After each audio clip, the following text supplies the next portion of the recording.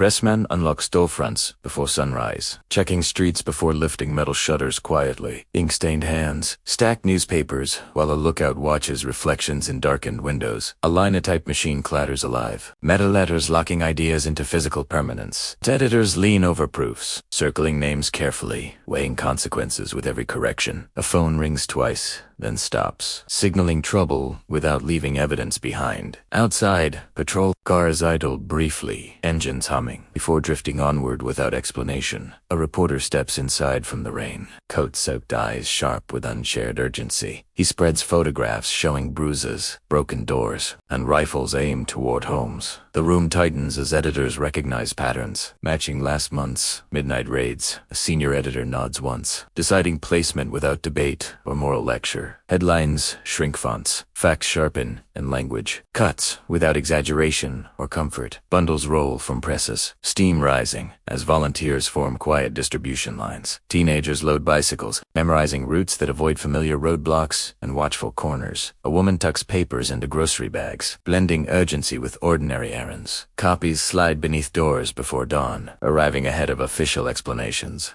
Hands grip papers on streetcars, barbershop chairs, and courthouse steps. Readers exchange glances, recognizing details omitted from last night's broadcasts. A man folds pages slowly, then looks up as police pass deliberately nearby. An officer pauses, scanning faces, noting who reads without looking away. Inside a church basement, organizers gather. Newspapers spread across folding tables. A pastor taps an article, tracing dates, locations, and badge numbers carefully. A union steward circles, a paragraph describing arrests never acknowledged publicly. Plans shift as information changes hands, grounded in ink and witness. Outside, the city hall steps, filled with marchers, responding to reported abuses. Police lines form early, batons resting against knees, shields catching sunlight. A photographer crouches low, capturing faces before helmets. Obscure expressions. An editor watches from a distance, measuring how images might protect witnesses later. Chants rise briefly, then settle into a steady rhythm matching collective breathing. A speaker lifts the newspaper overhead, pointing silently toward printed accusations. Officers tighten formation, eyes narrowing at documented claims carried openly. A supervisor radios instructions, voice clipped, glancing toward clustered cameras. Marchers advance slowly, papers raised like shields against denial. Someone shoves from behind, banners sway, and tension spikes instantly. Batons lift halfway, then freezes. Shutters click rapidly. Standoff stretches, sweat visible beneath collars. Authority hesitating under exposure. An editor lowers his camera, satisfied that restraint has been documented thoroughly. Marchers disperse intact, retreating without speeches, leaving questions behind. That afternoon, a press conference convenes under fluorescent lights downtown. Officials deny allegations calmly, waving prepared statements without addressing specifics. Reporters ask about photographs already circulating across neighborhoods. Answers redirect smoothly, emphasizing order, patience, and ongoing reviews. Across town, presses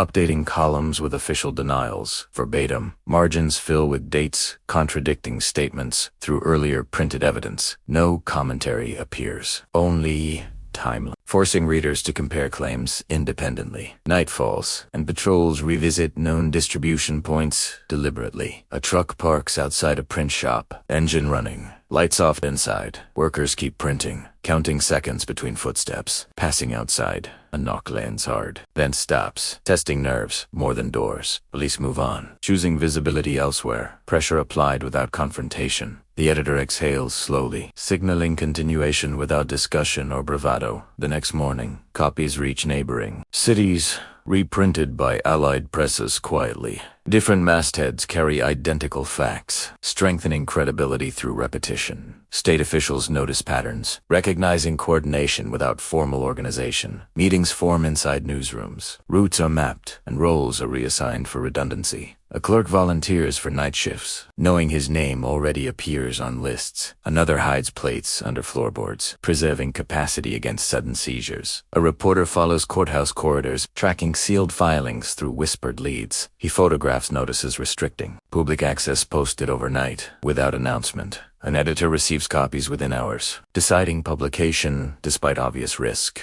Police arrive midday, citing permits, inspecting wiring, and measuring compliance aggressively. Workers answer minimally, continuing tasks while inspections drag on deliberately. A supervisor notes serial numbers, pausing longest near camera equipment. Across the street, a woman reads headlines aloud to gathered neighbors. She points toward officers, then toward printed names of recent arrestees. The crowd murmurs, connecting presence with exposure in real time. Sirens cut conversation as patrols reposition, anticipating evening unrest. Inside the shop, presses slow, conserving ink for the expected seizure. A final run completes. Bundles hidden within delivery crates marked produce. Trucks depart separately. Routes diverging. Drivers instructed not to return home. One vehicle is stopped, searched thoroughly, and then released without explanation. The driver continues shaking, but distribution resumes before sunset that night. A march reconvenes, larger, fueled by documented contradiction. Police arrive earlier, armored, expecting escalation promised by unseen briefings. Reporters line sidewalks. Cameras ready, notebooks already half filled. A speaker reads aloud from the paper. Voice steady, facts landing hard. Officers exchange glances as crowds chant, printed names rhythmically. A bottle shatters near boots. Origin unseen. Tension detonating instantly. Police surge forward, shields slamming, batons swinging with sudden permission. Cameras capture impacts, faces contorting, bodies dragged across concrete. A photographer is shoved down, camera skidding, lens still recording. The crowd scatters, but papers remain scattered everywhere. Readable evidence. An editor retrieves fallen copies, Stufentempt into a soaked coat. By morning, headlines shift nationally, framing unrest without citing sources. Local presses respond immediately. Printing sequences showing cause preceding chaos. Images of raised batons appear beside timestamps of published warnings. Officials announce investigations while requesting emergency authority quietly. A warrant arrives hours later, authorizing equipment seizures immediately. Police raid the print shop before dawn. Doors forced quickly. Machines are tagged, plates boxed, and records photographed methodically. Editors watch silently, memorizing badge numbers and procedural shortcuts. Neighbors gather across the street, recognizing a familiar suppression pattern. A woman lifts yesterday's paper, holding it high as officers exit. An officer hesitates, then looks away, unwilling to meet her stare. Trucks leave loaded, but presses remain partially intact, deliberately. A hidden backup hums alive elsewhere before sunrise. By afternoon, new editions circulate again, thinner but unbroken. They document the raid precisely, listing times, actions, and seized items. No outrage appears, only sequences forcing readers to draw conclusions. Authorities respond by tightening permits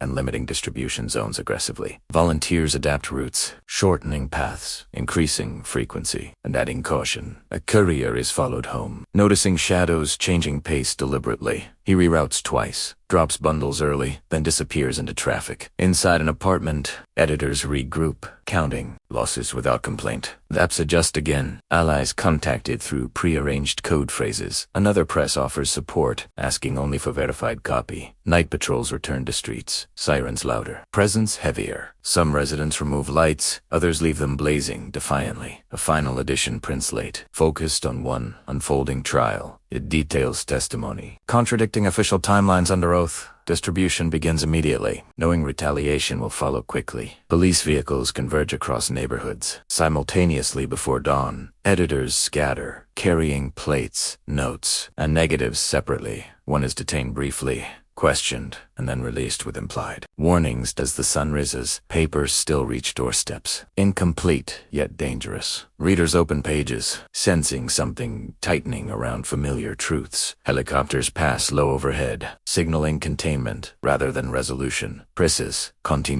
Elsewhere, quieter now, harder to trace. The streets remain tense, informed, and waiting for the next move. Floodlights snap on across neighborhoods, flattening shadows where printers once hid quietly. Agents move door to door, checking addresses already circled. Inside, marked notebooks. A pressed runner slips through alleys, plates wrapped in cloth against his chest. Behind him, boots strike pavement unevenly, closing distance without shouting warnings. He ducks inside a closed laundromat, pressing flat against Humming machines. Officers pass outside, pausing. Radios crackling with updated locations. The runner waits until silence stretches, then exits through a rear service door. Across town, a courthouse corridor fills with reporters barred from entering suddenly. A clerk posts new rules restricting press access without explanation or discussion. An editor photographs the notice's guards. Step closer. Hands resting on HO inside a temporary newsroom. Phones ring non-stop with partial confirmations. A lawyer whispers that indictments are sealed. Names added faster than expected. Editors exchange looks, deciding which facts print before access. Disappears entirely. That night's edition runs thinner, focused tightly on arrests, already confirmed.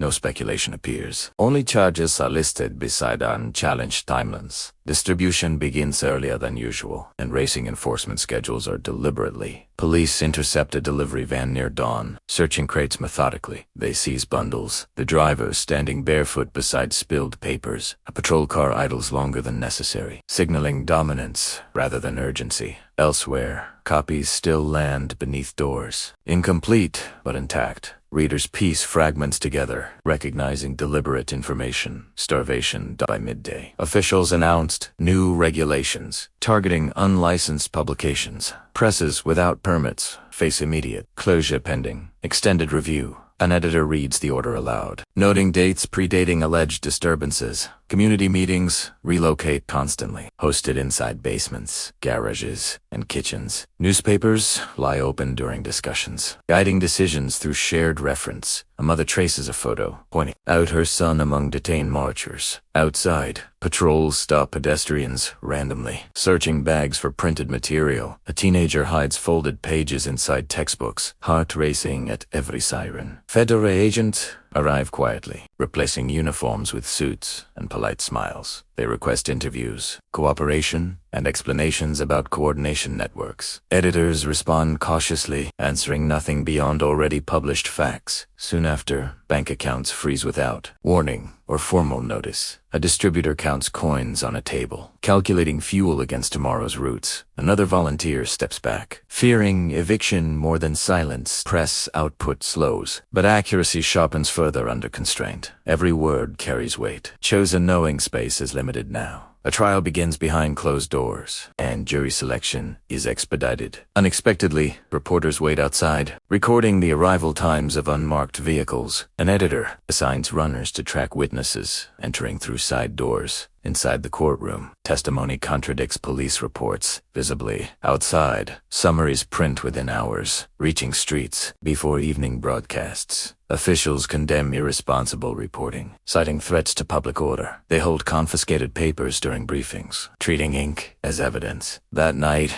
a coordinated sweep targets remaining distribution hubs. Doors fall simultaneously, timing precise, leaving no room for warning. Printers are dismantled, plates bent, and negatives boxed for transport. Neighbors watch silently, recognizing the choreography of suppression. A woman lights a candle in her window as trucks depart. Morning, only one press remains operational. Location undisclosed. It prints fewer copies, rotating drop points hourly. Readers wait longer now, scanning streets for familiar couriers. When papers arrive, hands tremble reading names, marked, held, without bond. A trusted editor disappears, last seen entering a federal building. His desk remains untouched, notes aligned carefully. Plans unfinished. Fear spreads unevenly, thinning volunteer lines further. Yet demand grows, readers sharing copies widely too. Compensate schools question children about their parents' involvement after class. A teacher warns quietly, advising silence over curiosity. Funerals increase. Some unrelated, others carefully unreported. Mourners exchange information beside open graves, voices low. A final regulation passes overnight, redefining coordinated printing as a conspiracy. Presses become liabilities. Ownership itself, grounds for detention. Editors meet one last time, dividing roles for survival. Some go underground, others step away publicly, all aware of watchers. Last edition, printed before dawn, focused solely on one sentence. It lists every closed press, every seized plate, every detained editor. Distribution is brief, frantic, and effective. By afternoon, copies vanish, collected, burned, or hidden. Helicopters circle lower now, Searching for remaining activity, streetsappear.com. Compliance mistaken for control, somewhere unseen. A handwritten bulletin passes us quietly between homes. It carries dates, names, and routes remembered. Without ink,